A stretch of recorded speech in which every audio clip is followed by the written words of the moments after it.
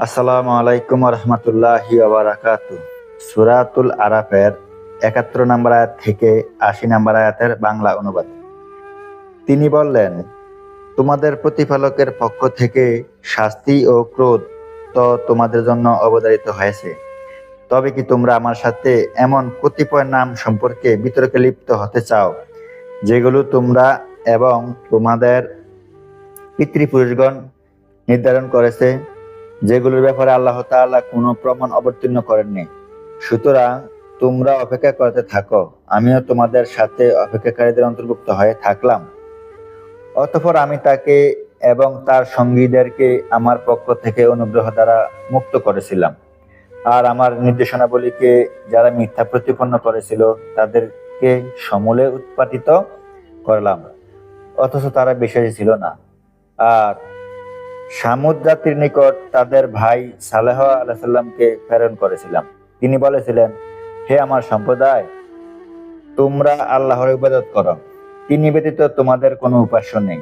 তোমাদের নিকট তোমাদের প্রতিপালকের পক্ষ হতে সুস্পষ্ট প্রমাণাদি এসেছে। এটি আল্লাহর উষ্ঠি, যা তোমাদের জন্য নিদর্শন স্বরূপ। অতএব তোমরা এককে ছেড়ে দাও, যাতে এটা আল্লাহর জমিনে চরে পানাহার করবে। আর তোমরা অসৎ উদ্দেশ্য নিয়ে একই স্পর্শ করো না। যদি করো, তাহলে তোমাদেরকে যন্ত্রণাদায়ক শাস্তিও পাকড়া করবে।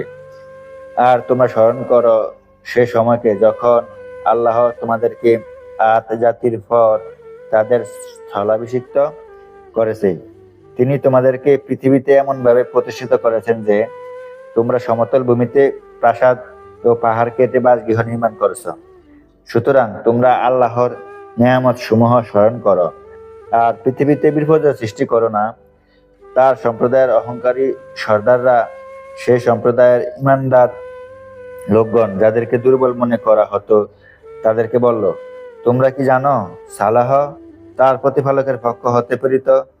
তারা বলল, তার প্রতি যে বাণী প্রেরণ করা হয়েছে আমরা তার প্রতি বিশ্বাস স্থাপনকারী। অহংকারীরা বলল, তোমরা যার প্রতি বিশ্বাস স্থাপন করেছ আমরা তো তা অস্বীকারী। অতঃপর তারা সে উষ্ট্রীটিকে হত্যা করলো এবং তারা তাদের প্রতিপালকের নির্দেশ অমান্য করলো এবং বলল, হে সালেহ, তুমি যদি রাসূলদের অন্তর্ভুক্ত হয়ে থাকো তাহলে আমাদেরকে যে আযাবের ভয় দেখাচ্ছ তা নিয়ে এসো। অতঃপর তাদেরকে ভূমিকম্প আক্রমণ করলো, ফলে তারা স্ব স্ব গৃহে অধোমুখে পতিত অবস্থায় প্রবাদ করলো।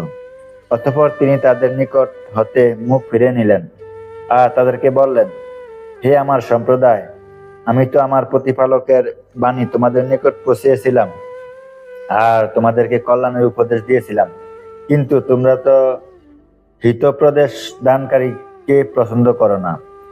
আর আমি লূতকে পাঠিয়েছিলাম, তখন সে তার সম্প্রদায়কে বলল, তোমরা এমন অশ্লীল কাজে লিপ্ত হয়েছ যা তোমাদের পূর্বে বিশ্বজগতে কেউ কখনো করেনি। আসসালামু আলাইকুম রহমতুল্লাহি ওয়া বারাকাতুহু।